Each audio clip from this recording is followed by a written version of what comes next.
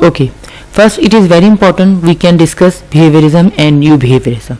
Behaviorism जैसे आपने detail पढ़ा था, जेबी वॉटसन जो है उसने डेवलप किया था, और इम्पॉर्टेंट उसमें फिनोमेना क्या था, स्टिमुलस रिस्पॉन्स फार्मूला, राइट, और एक्सपेरिमेंटली मैयर ऑफ बिहेवियर था कि साइकोलॉजी में इम्पॉर्टेंट है, क्योंकि साइकोलॉजी इज अ साइंस कि हम बिहेवियर को साइंटिफिकली मैयर करें as compare to introspection.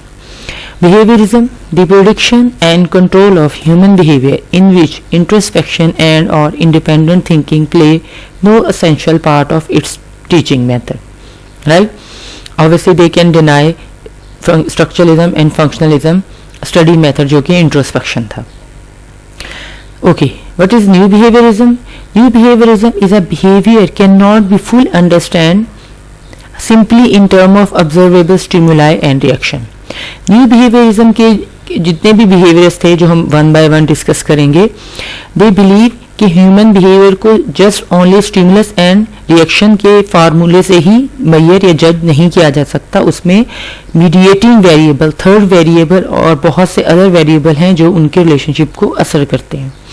New behaviourism introduce mediating variable into the behaviourist stimulus response scheme. Right, okay. Classical behaviourism या न्यू बिहेवियरिज्म में जो सबसे इंपॉर्टेंट है वो है classical conditioning. Ideal of classical conditioning originate from old philosophical theories. However, it was a Russian physiologist Ivan Pavlov who was gave the concept of classical conditioning. Okay, first I will tell you the experiment of Pavlov which he was conducted on his dog. In the 1890, Russian scientist Ivan Pavlov was studying aspect of the digestive process by observing salivation in the dog. But when he made the observation that dog began to salivate before the food arrived, for example, at the sight of the food tray or sound of the assistant footstep. Ivan Pavlov अपने dog पे digestive system पे experiment कर रहा था और उसमें उसने dog के मुंह में एक ऑपरेट करके एक ट्यूब फिक्स कर दी जो कि ट्रे के साथ थी, कि जैसे ही डॉग के मुंह में स्लाइवेशन आएगा वो उस ट्यूब के जरिए ट्रे में जमा हो जाएगा. मगर ड्यूरिंग डाइजेस्टिव एक्सपेरिमेंट में उसने ये ऑब्जर्व किया कि डॉग के मुंह में स्लाइवेशन फूड की ट्रे या फूड की ट्रे लाने वाले को देखते ही आना शुरू हो जाता. अब इसने उसको कैसे रिलेट किया ये आगे मैं आपको बताती हूँ. This work became the foundation for classical conditioning and the behaviour approach to psychology. Ivan Pavlov को क्लासिकल कंडीशनिंग पे नोबेल प्राइज भी मिला. Before conditioning, okay, now we discuss the terminology of before conditioning. Meat जो है वो है unconditional stimulus है, right, और स्लाइवेशन अनकंडीशनल रिस्पॉन्स है. अभी कंडीशन नहीं हुई बिफोर कंडीशनिंग की बात. बेल एक न्यूट्रल स्टिमुलाई है, अभी इसका कोई रोल नहीं है. ओके, ड्यूरिंग कंडीशनिंग फिर क्या किया पेवलोव ने, मीट, राइट, अनकंडीशनल स्टिमुलस को किसमें कन्वर्ट किया, मीट को, वो बेल क्या बन गई, कंडीशन स्टिमुलस, राइट. और फिर उसके बाद अभी जो ड्यूरिंग कंडीशनिंग अभी हो रही है ना, रेपिटेशन से जब भी कोई चीज सीखते हैं, हम भी अगर कुछ याद करते हैं या एनिमल को भी सिखाना हो तो रेपिटेशन से एक टाइम के बाद वो हमारा बिहेवियर स्ट्रांग हो जाता है, ऑटोमेटिकली हम वो काम करना शुरू कर देते हैं. फिर जो स्लाइवेशन है अभी तक अनकंडीशनल रिस्पॉन्स है, ठीक है, क्योंकि अभी कंडीशनिंग हो रही है. जब कंडीशनिंग हो गई तो मीट की जगह कंडीशन स्टिमुलस क्या था, बेल, ठीक है, बेल बजती थी. अब उसने फिर क्या किया मैं अब आपको बताता हूं. जब उसने ऑब्जर्व किया ऐसा हो रहा है तो फिर पेवलोव क्या करता था कि बेल बजती थी और फूड आता था. तो ड्यूरिंग कंडीशनिंग में जब बेल बजती थी डॉग की में स्लाइवेशन नहीं आता था, मगर जैसे ही डॉग मीट लाने वाले को देखता था, मीट देखता था, तो उसके मुंह में स्लाइवेशन शुरू हो जाता था. रेपिटेशन से ये क्या हुआ कि उसने रिलेट कर लिया डॉग ने बेल की आवाज के साथ फूड. फिर जैसे ही बेल बजती थी डॉग के मुंह में स्लाइवेशन आ जाता, हालांकि अभी मीट की ट्रे नहीं आई होती थी. Clear, okay. अब ये इस इमेज में आप देख रहे हैं, बिफोर कंडीशनिंग फूड जो है, जैसे लाइक अनकंडीशनल स्टिमुलस है, स्लाइवेशन इज अनकंडीशनल रिस्पॉन्स है। इसमें पिक्चर्स के साथ आपको डिटेल में एक्सपेरिमेंट को बताया हुआ है। बेल का अभी नो रिस्पॉन्स है, बेल बजती रहेगी, क्योंकि डॉग ने अभी लर्न नहीं किया। तो क्लासिकल कंडीशनिंग की बेसिकली एक्सपेरिमेंट किस पे थे? लर्निंग पे, कि हम कैसे सीख सकते हैं, और ये बेसिकली उनके एनिमल पे थे। देन ड्यूरिंग कंडीशनिंग में अभी मैंने आपको बताया बेल और फूड में अनकंडीशनल स्टिमुलस को अनकंडीशनल रिस्पॉन्स में डिले है। आफ्टर कंडीशनिंग जब वो रेपिटेशन से हो गया तो बेल की आवाज के साथ ही डॉग के मुंह में स्लाइवेशन जो है वो आ जाता था। ये अगेन उसी का ही एक रिपीट है, ये सिर्फ सिंपल देखें, पहले फूड है, अब अनकंडीशनल स्टिमुलस को किस में कन्वर्ट किया? कंडीशन स्टिमुलस में, राइट। तो ये एक्सपेरिमेंट है डॉग का। इसके अलावा बेसिकली द इम्पोर्टेंट इज कि हम जब भी किसी बिहेवियर को कंडीशन करते हैं, अगर नॉर्मल रूटीन में अगर आपको किया जाए कि हाँ आप अगर 1 वीक तक ये परफॉर्मेंस देंगे तो उसके बाद आपको कोई सर्टिफिकेट मिलेगा, प्राइज मिलेगा, या आपको ट्रॉफी मिलेगी, छोटे बच्चों में, तो वो कंडीशन हो जाता है। और behaviour occurrence of the behaviour, repetition में स्ट्रॉन्ग बिहेवियर में क्या है कि पॉजिटिव बिहेवियर की री अकरेंस हो। तो ये बेसिकली इसका purpose. Okay, second theory is operant conditioning by B.F. Skinner. Skinner theory is basically based on the idea that learning is a function of change in outward behavior.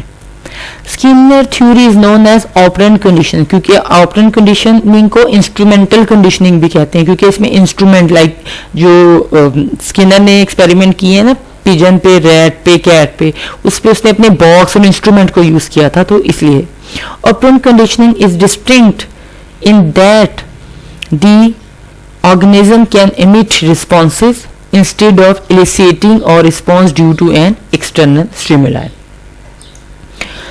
Skinner developed the apparatus called an operant chamber, Skinner box, right, जिसको हम Skinner box कहते हैं।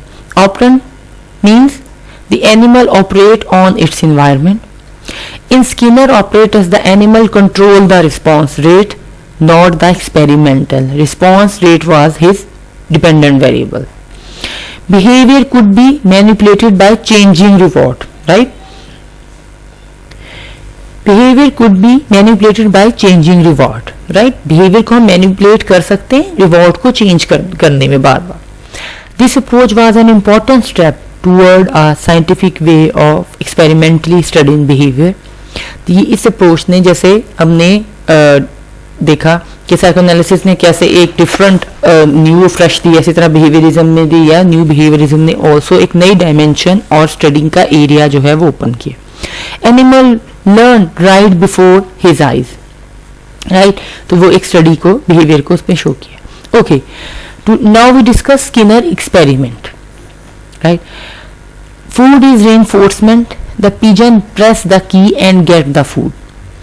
अब Skinner experiment में जो main important उसका key concept है, that would be reinforcement, reward, right, जो कि बिहेवियर को रिइंफोर्स करता।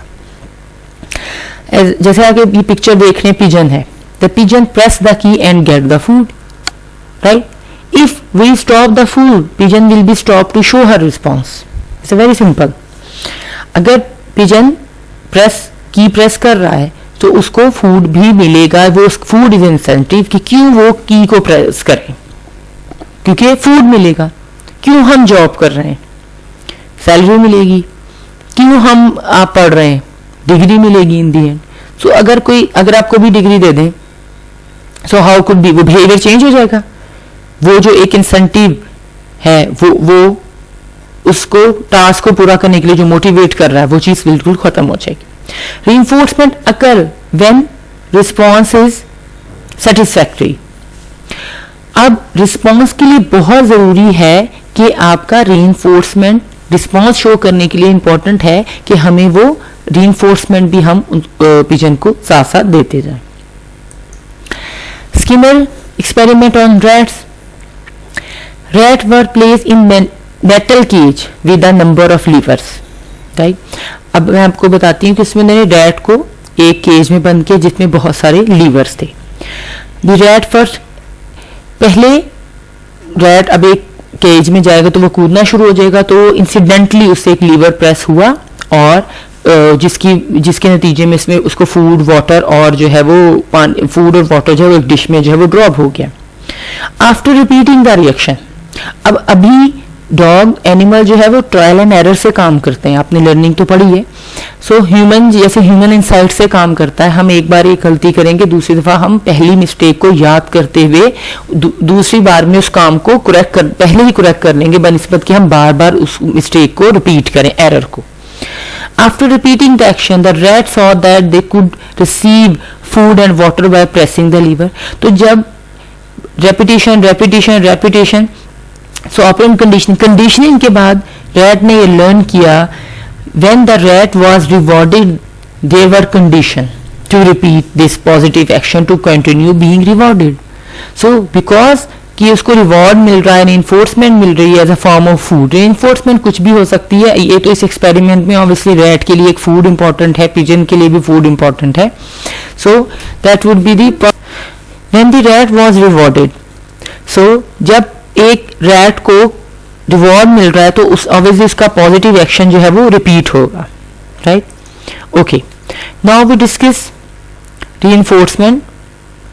ऑपरेंट कंडीशनिंग में reinforcement which is always increase behavior, right?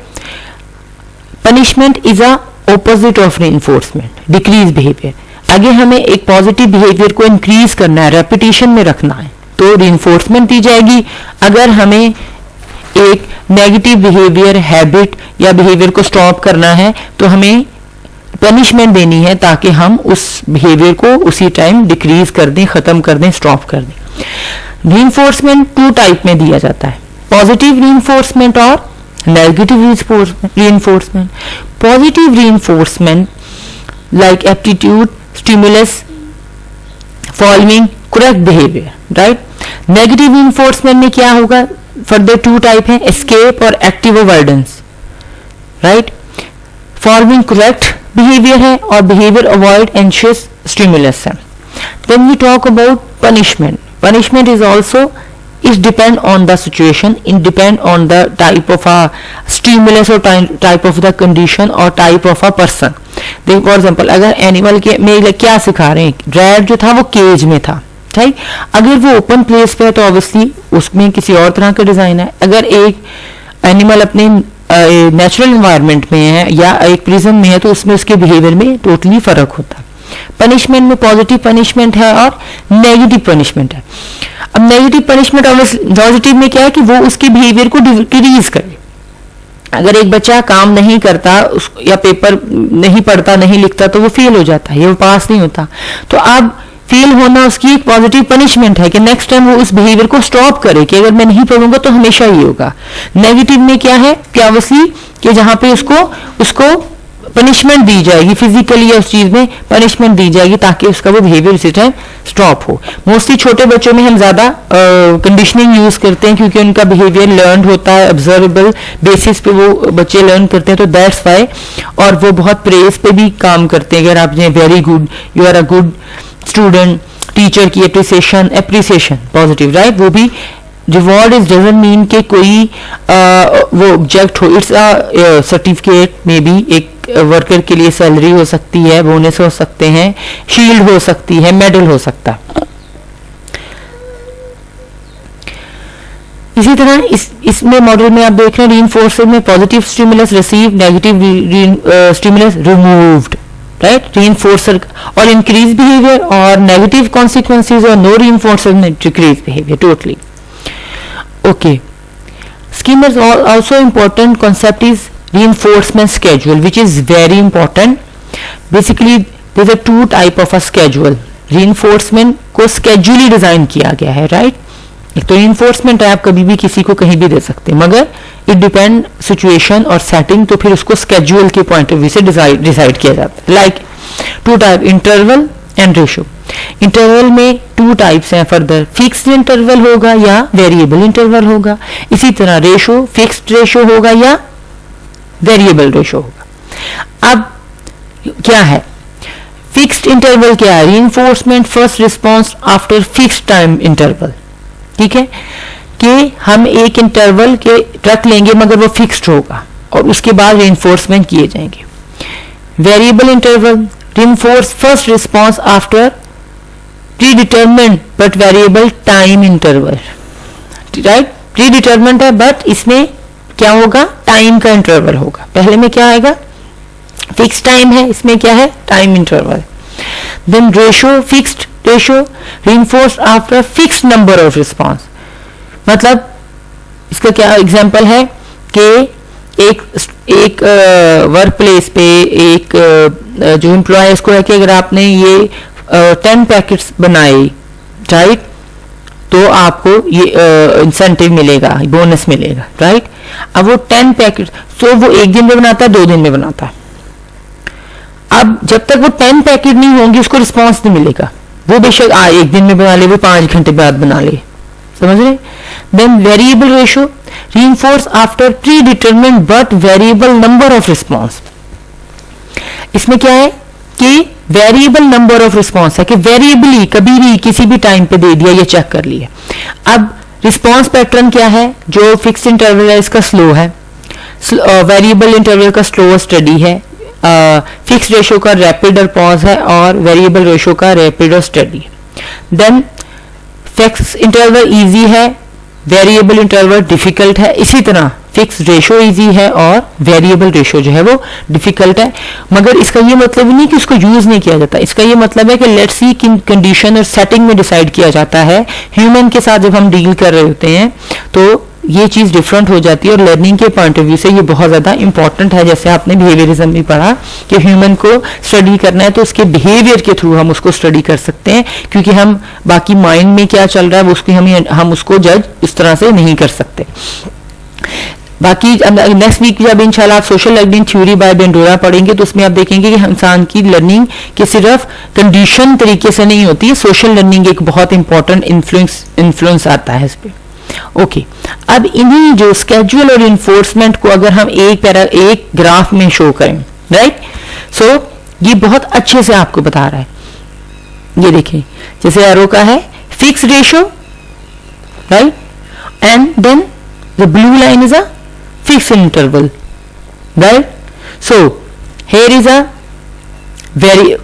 variable ratio, right, and is a variable interval and fixed interval, right. So fixed ratio, fixed interval, variable ratio, variable interval. So they are defined in red and orange line and is defined by green and blue line, right. Or this is mean that you can see after 2 fixed है 1 2 3 4 is a fixed same distance है, right. ये कभी ये देखें variable ratio में पहली दफा में 2 दफा दे दिए, फिर गैप ज्यादा है, फिर 3 है, फिर गैप कम है. इसी तरह ये देखें 1 गैप के बाद फिर ये गैप के बाद. So it's depend on कि हम उसको कैसे डील करें. So this is the very important classical condition new behaviorism theorists जिनकी साइकोलॉजी में बहुत ज़्यादा कंट्रीब्यूशन है, that they can develop or give the new dimension to the psychology by giving the theory towards the learning. Learning obviously एक life time process है, learning कभी भी नहीं स्टॉप होता. सो उस पॉइंट ऑफ व्यू से जब हम इन लर्निंग की तरीकों को इंट्रोड्यूस करते हैं या थ्योरेटिकल वे से जब हम चीज़ों को समझते हैं तो लर्निंग को समझना आसान हो जाता है. Okay, if we very briefly talk about the Tolman की concept, right. Tolman not agree the reinforcement is essential for learning, right. Reinforcement is not essential for learning. He said, although it provide an incentive for performance, obviously किसी भी internal performance के लिए कोई भी situation जो है वो हो सकती है. Rat acquired knowledge of the way through maze in the absence of reinforcement, right. अब ये आप देख रहे हैं ये मेज लर्निंग है जिसको गोरख धंधा कहते हैं. जैसे हम वो एक रास्ता तलाश करते हैं, ये एक्सपेरिमेंटल साइकोलॉजी में भी एक्सपेरिमेंट है. आप जब एक्सपेरिमेंटल साइकोलॉजी पढ़ेंगे तो आप इंशाल्लाह एक्सपेरिमेंट करेंगे प्रैक्टिकली, तो देन यू कैन अंडरस्टैंड. अब इसमें आप देख रहे हैं वाइट माउस है, ठीक है. अगर हम देखें स्केप जो है वही इंपॉर्टेंट पॉइंट ऑफ व्यू सारे सेटअप। Escape is also a important point कि अब इसमें जो है वो ये देखिए माउस छोड़ दें और वो अपने रास्ते को तलाश करेंगे। इसमें हम ट्रायल एंड एरर के पॉइंट ऑफ व्यू से देखेंगे कि how they can include all this thing. Then important theory Bandura theory of social learning. अब इसमें यहाँ तो मैं आपको बहुत ब्रीफली बता रही हूँ, बट इंशाल्लाह next week we can discuss in detail, right? Okay, here is a person, behaviour and environment, they are correlated with each other, right? Person influence behavior, right? Behavior influence environment. Person influence on behavior and environment, right? Then person influence by behavior and environment also. कहीं पे person behavior show कर रहा है environment की तरह, और कहीं पे बिहेवियर और इन्वायरमेंट जो है वो पर्सन पे इन्फ्लुएंस हो रहे हैं, और इसी तरह बिहेवियर और इन्वायरमेंट भी आपस में एक दूसरे पे इन्फ्लुएंस हो रहे हैं। क्लियर है? सोशल लर्निंग थ्योरी में हम ऑब्जर्वेबल वे में हम बहुत दफ़ा इन्फ्लुएंस होते हैं। छोटे बच्चे जो हैं वो चाइल्डहुड में इन्फ्लुएंस होकर बहुत सारे बिहेवियर अडॉप्ट कर लेते हैं, और अगर उनको चेंज नहीं किया जाए, सम टाइम हम रीइंफोर्समेंट से चेंज करते हैं कि पॉजिटिव बिहेवियर और रिस्पॉन्स रहे, और सम टाइम हम पनिशमेंट के थ्रू उस बिहेवियर नेगेटिव को रिमूव करते हैं। ठीक है? Okay class, this is a to the lecture. Okay, आज हमने क्या लर्न किया न्यू बिहेवियरिज्म में? न्यू बिहेवियरिज्म में हमने that will be their focus on human behavior cannot study on just only measure the relationship between stimulus and response. We discuss classical conditioning, Pavlov, classical conditioning के experiment, then we discuss the Skinner के experiment, reinforcement type, उसके schedule, फिर हमने Tolman का की concept को discuss किया, then we talk about the Bandura social learning theory, or if you have any question then you ask me in your lecture timing. Okay class, take care.